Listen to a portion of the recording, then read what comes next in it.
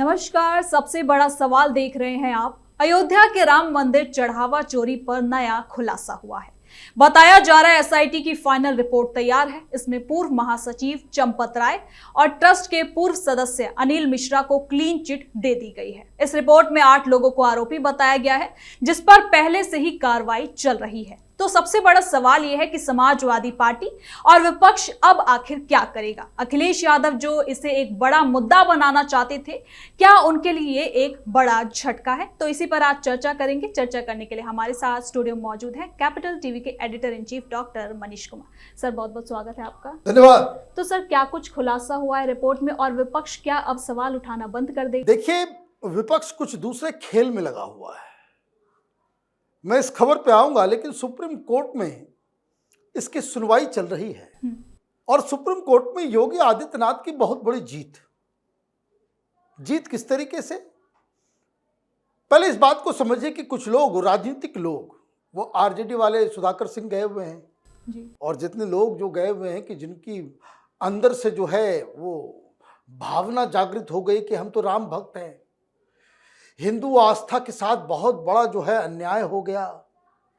ऐसे रामचरित्र को मानस को जो है गालियां देने वाली पार्टियां, उनको सबसे ज्यादा चिंता चढ़ावा चोरी की है।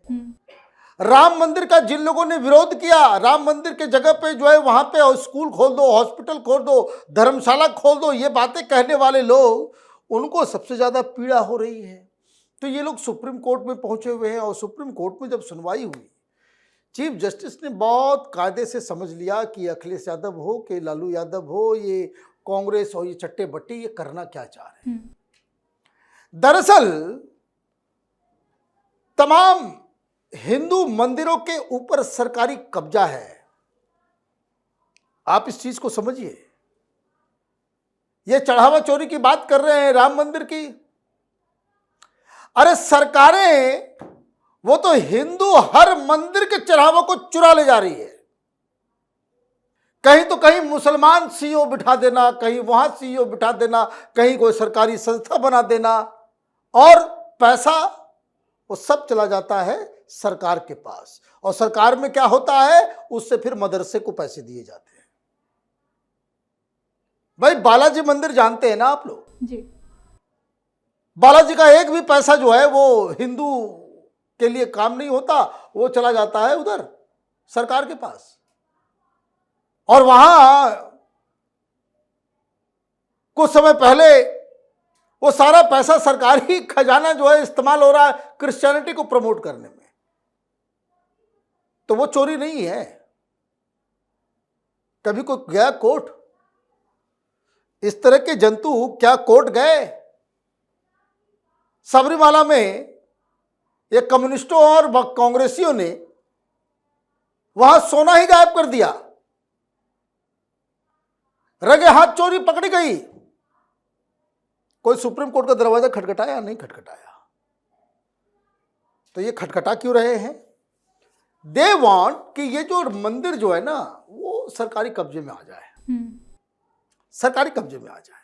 और इसलिए वो सुनवाई चल रही थी, तो उन्होंने कहा कि भाई वहां जो रिपोर्ट आ रही है, जांच रिपोर्ट, सुप्रीम कोर्ट ने अलग जांच बिठा रखा है जी। ये उत्तर प्रदेश की सरकार की तरफ से जो बनाई गई है उसकी रिपोर्ट आई है। तो वो ये मांग कर रहे थे कि जो प्रिलिमिनरी रिपोर्ट है वो हम लोगों को भी दिया जाए। मतलब कौन? जो पिटिशनर्स हैं वो समझ गए, चीफ जस्टिस समझ गए कि ये तो खेल ही कुछ और है। भाई क्यों चाहिए भाई रिपोर्ट? तो रिपोर्ट इसलिए चाहिए कि फिर वो हंगामा करेंगे और उसके बाद फिर अच्छा सीबीआई की जांच की मांग कर रहे हैं ना ये लोग, कि सीबीआई से जांच हो। अच्छा, बाकी सारी चीजों में सीबीआई तोता हो जाता है ना? बीजेपी की सीबीआई, मोदी की सीबीआई, और इस केस में आप सीबीआई ये जज नहीं रहा है। इसका मतलब कि ये सारे, चाहे वो अखिलेश यादव हो या कांग्रेस हो या इस तरह के तमाम तथा कथित सेकुलर, इन लोगों का ध्येय अलग है। इनको कोई लेना देना नहीं है। कोई हिंदू आस्था से इनको कोई फर्क पड़ता है? वंदे मातरम गाने में इनकी जो है नानी याद आ रही है। यानी कि लोग साफ साफ कह रहे हैं मर जाएंगे मिट जाएंगे, वंदे मातरम नहीं गाएंगे।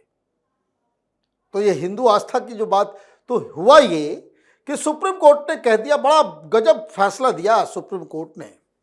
कहा भाई देखिए, अगर आपको बहुत सारी चिंता लग रही है ना, तो आप जो है सजेशन दीजिए। आपको लग रहा है कि बहुत भयंकर गड़बड़ हो गया, ये हो गया वो हो गया। और वैसे मैं आपको बता दूं, जो फोरेंसिक रिपोर्ट जो की गई है और इसके अंदर जो तमाम तरह की जांच, अभी मैं आता हूं इस खबर के ऊपर, तो वो जो है बहुत ज्यादा आपको चिंता है कि ये गड़बड़ी है वो गड़बड़ी है, तो उसका तरीका भी आप बताओ कि भाई उस गड़बड़ी को कैसे पकड़ा जाए। तो चीफ जस्टिस ने कहा कि भाई ऐसा है, और जस्टिस बागची भी थे, उन्होंने कहा कि भाई ऐसा है, सजेशन दे दो सॉलिसिटर जनरल को कि ये होना चाहिए ये होना चाहिए। और सॉलिसिटर जनरल जो है बहुत ही निष्पक्ष रूप से जो है, आप इस चीज को समझिए, सुप्रीम कोर्ट भी ये नहीं चाहता कि राम मंदिर हो या हिंदुओं का कोई भी मंदिर हो, बाकी तो दूसरे धर्म में कोई मंदिर, कोई दरगाह, कोई मस्जिद, कोई गिरजाघर वो सरकारी कब्जे में नहीं होता। हिंदुओं के दान पे जो है सबकी नजर लगी हुई है। तो चीफ जस्टिस और सुप्रीम कोर्ट तो वो समझ रही है कि भाई ये क्या तुम लोग खेला करना चाह रहे हो।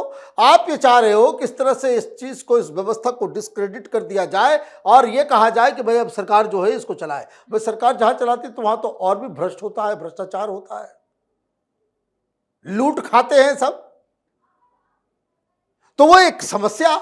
तो ये जो वहां पे जो हुआ कि भाई नहीं, आपको रिपोर्ट नहीं दिखाई जाएगी, आप को अगर कोई सजेशन देना है उसको आप दीजिए, और जो रिपोर्ट आएगी वो बंद लिफाफे में जजेस के पास होगी, और एक बार हम लोग रिपोर्ट पढ़ लेंगे तो फिर देखेंगे कि भाई इसमें क्या किया जा सकता है। तो एक बहुत बड़ा इसको कह सकते हैं कि सेटबैक अखिलेश यादव और बाकी लोगों को लगा। अब दूसरा सेटबैक ये यहां लग गया कि अब तो एसआईटी की रिपोर्ट आ गई। अब एसआईटी की रिपोर्ट में जो चंपत राय के ऊपर निशाना लगाए हुए थे, तो उनको तो क्लीन चिट मिल गया। और मैं आपको इस बात को लेकर के, हम लोग भी बहुत कई बार कह चुके हैं कि जो लोग चंपत राय को जानते हैं, जो लोग वहां की व्यवस्था से वाकिफ हैं, वो कोई नहीं कह सकता कि भाई चंपत राय को करना क्या है। परिवार है, घर द्वार बनाना है, किसके लिए करना है? ये सब तो अकेले जीवन भर जो है वो राम मंदिर के पीछे अपनी पूरी जिंदगी लगा दी जी। तो चंपत राय को विलन बनाना था, तो वो तो विलन नहीं बने। अब क्या करेंगे आप लोग? अब आप कहेंगे कि भाई ऐसा है कि बड़ी गड़बड़ हो गया, चंपत राय। अच्छा भाई, सुप्रीम कोर्ट के एसआईटी का भी अगर आ गया रिपोर्ट, उसमें भी चंपत राय को क्लीन चिट मिल गया, फिर क्या करेंगे आप? तो एक बहुत बड़ा सेटबैक, जिसको आप विलन बना करके अपनी राजनीति चमकाने की कोशिश कर रहे थे, वो भी गड़बड़। अब क्या हुआ है देखिए, अनिल मिश्रा अभी भी आरोपों के घेरे में है, रिपोर्ट में अलग है, लेकिन उनको जो है कार्रवाई उनके ऊपर हो रही है। लेकिन अब क्या होगा? अब होगा ये, वो टिंकू यादव जो है ना, एक जो मेन मास्टरमाइंड, जिसके पास सब चाबी वाबी सब थी, अब वही मास्टरमाइंड बन गया।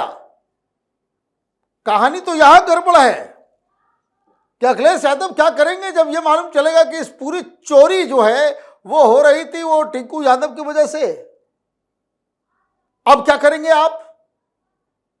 क्योंकि वही मास्टरमाइंड अब इसका मतलब निकल रहा है, यही रिपोर्ट बता रही है। और वैसे ही सोशल मीडिया में बहुत सारी बातें चल रही कि भाई ये सब जो है अखिलेश यादव और टिंकू यादव में ही कुछ सेटिंग वेटिंग थी, जो सारी जानकारी दी गई, फोन रिकॉर्ड और बाकी सारी चीजों की बातचीत चल रही है। तो भाई ये तो चल रहा था ना, तो इसका मतलब क्या हुआ? इसका मतलब ये हुआ कि भाई देखिए, चोरी हो रही थी, कुछ लोग इसमें शामिल थे।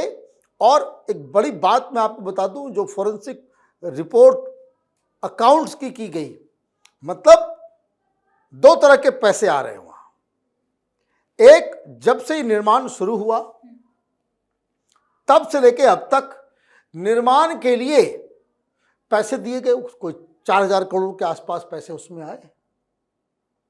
कुछ लोगों ने दान दिया, सोना चांदी, ये सारी चीजें, तो वो दान का कैटेगरी अलग है। और दूसरा, जो लोग मंदिर दर्शन के लिए जाते हैं और वहां हुंडी में जो चढ़ावा चढ़ाते हैं, है ना, चढ़ावा जो जा रहा है, 100 रुपया डाल रहा है, कोई 500 डाल रहा है, कोई कुछ डाल रहा है, उसमें भी बहुत सारे लोग भावुक हो जाते हैं, तो कान का खोल के सोना डाल दिया, है ना, चूड़ी डाल दिया। तो जो पहली रिपोर्ट आ रही है फोरेंसिक की, उसमें यह बताया जा रहा है कि ये जो घपलेबाजी हुई है, क्लीन चिट क्यों मिला है? क्लीन चिट इसलिए मिला है कि जो घपलेबाजी हुई है, चोरी हुई है, वो उस अकाउंट से नहीं हुआ है, उस जगह पे कोई चोरी नहीं, वहां पे सब कुछ जो है बिल्कुल फिट है। चोरी का मसला जो है वो हुंडी में जो चढ़ावे में चढ़ रहा है, चोरी वहां हुई है। इसलिए जो चोरी, इसमें जो लोग इन्वॉल्व थे, वो लोग एसआईटी की नजर में दोषी करार दिए गए, इसलिए उनके ऊपर कार्रवाई हो रही है। अब पुरानी कहानी भी आती, भाई फरवरी के महीने में जब ये मालूम चला कि भाई चोरी हो रही है, तो चंपत राय उन्होंने खुद जाकर के पुलिस में गए, पुलिस वाले को साथ लेकर के और कुछ लोगों को, स्टाफ को लेकर के, बैंक वाले को लेकर के, जो लोग चोर थे उन लोगों के घर में खुद जाकर छापेमारी की। आप इस बात को समझिए, कोई आदमी चोरी कर रहा है अकेले तो होगा नहीं, वो पूरे गैंग का चोरी हो रहा है, पूरा गैंग बना करके आप चोरी कर रहे हो और आपको ये जानकारी मिली, तो आप तो एक्शन नहीं लोगे ना। But he acted on his own, ये खुद जो है जाकर के छापे कर रहे हैं, ये कर रहे हैं, और व्यवस्था में उन्होंने भी कुछ बदलाव किए। लेकिन अब क्या मालूम कि भाई आस्तीन के सांप जो उसके साथ चल रहे थे, ये टिंकू यादव इस तरीके से जो है उनका ड्राइवर चंपत राय का, कि जिसके ऊपर आपने भरोसा किया, उसने ही सारा भरोसा तोड़ दिया, तो उसके लिए आप उनको जिम्मेदार कैसे बनाओगे? तो ये इस रिपोर्ट में कहा गया है। तो कहने का मतलब ये है कि आपने पार्लियामेंट में चढ़ावा चोरी को लेकर के तमाशा किया, जिसमें कई सारे लोग फंस गए हैं कि ब्राह्मण को जो है आप चोर बना करके पार्लियामेंट में पप्पू यादव को बिठा करके जो तमाशा किया, उसके ऊपर एफआईआर वगैरह सब हो रही है। दूसरी चीज़ कि ये जो पूरा मसला है, जो सुप्रीम कोर्ट के जरिए आपका जो अल्टरनेटिव मोटिव है कि भाई ये जो करोड़ों रुपए आ रहे हैं, इसको जो है बाकायदा छीना जाए, सरकार उसको ले ले, क्योंकि वो पैसा जन कल्याण में इस्तेमाल होगा, आगरा अयोध्या के विकास के लिए वो खर्चा होगा, कहीं धर्मशाला बनेगा, वो हिंदुओं के लिए वो इस्तेमाल होगा। इससे क्या होता है कि उससे जो है वो संगठन और लोगों के बीच जो है एक अलग तरीके का एक इमेज जाता है, जो राजनीतिक दृष्टि से जो है बड़ा नुकसानदेह होगा इस सेकुलर जमात को। तो ये अपने आप में एक बहुत बड़ा झटका है अखिलेश यादव के लिए। दिन ब दिन ये जो चढ़ावा चोरी का जो मसला, ये जो आप उठा रहे हो, ये समय की बर्बादी साबित हो रहा है। जी सर, बहुत बहुत धन्यवाद इन तमाम जानकारियों के लिए। धन्यवाद। तो राम मंदिर चढ़ावा चोरी मामले में एसआईटी की रिपोर्ट ने एक तरफ चंपत राय और अनिल मिश्रा को बड़ी राहत दी है, तो दूसरी तरफ मंदिर की व्यवस्था और निगरानी को लेकर हर दिन सुरक्षा को पुख्ता किया जा रहा है। अब रिपोर्ट में 8 आरोपियों का जिक्र है और उनके खिलाफ आगे कार्रवाई का रास्ता खुला है। लेकिन अब रिपोर्ट के आधार पर आगे क्या होता है ये देखना बाकी है, क्योंकि एक बात तो साफ है कि सीएम योगी चुप बैठने वाले नहीं है। तो अब आपकी इस मुद्दे पर क्या कुछ राय है, हमें कमेंट कर जरूर बताएं। धन्यवाद।